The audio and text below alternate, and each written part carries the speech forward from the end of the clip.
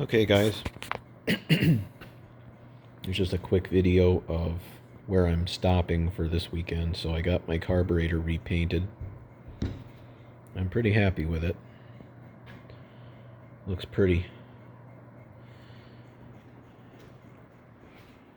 And here's as far as I got on the block. So I got the crankshaft installed with the right end clearance, and when I made my video earlier of installing the cam, I screwed up and had to fix it. There's a plate right here that forms the back of this timing cover.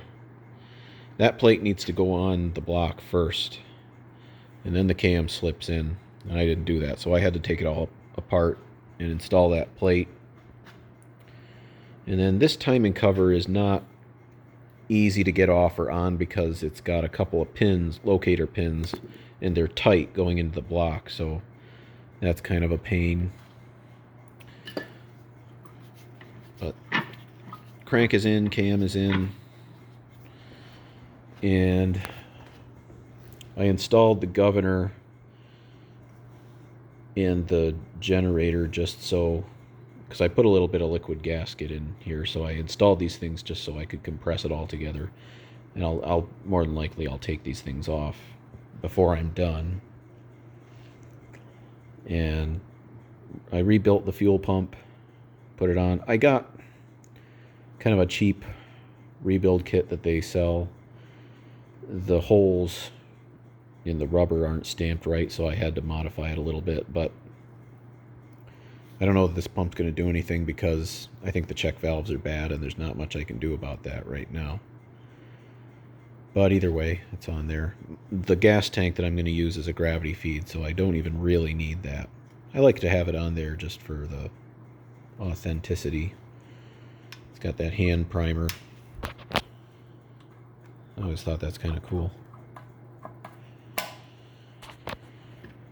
And I got a few miscellaneous bolt heads that I'll have to paint. I'd like to clean that up a little bit. Maybe clean that governor arm. I got the tube, the oil tube here. That still has to get cleaned and painted. I threw the generator on, but it's not timed. See, this distributor has to be timed to the crank. And the way that you would do that is when the shroud is on the motor, there's a timing mark on the flywheel. In fact, there it is right there. There's a little X.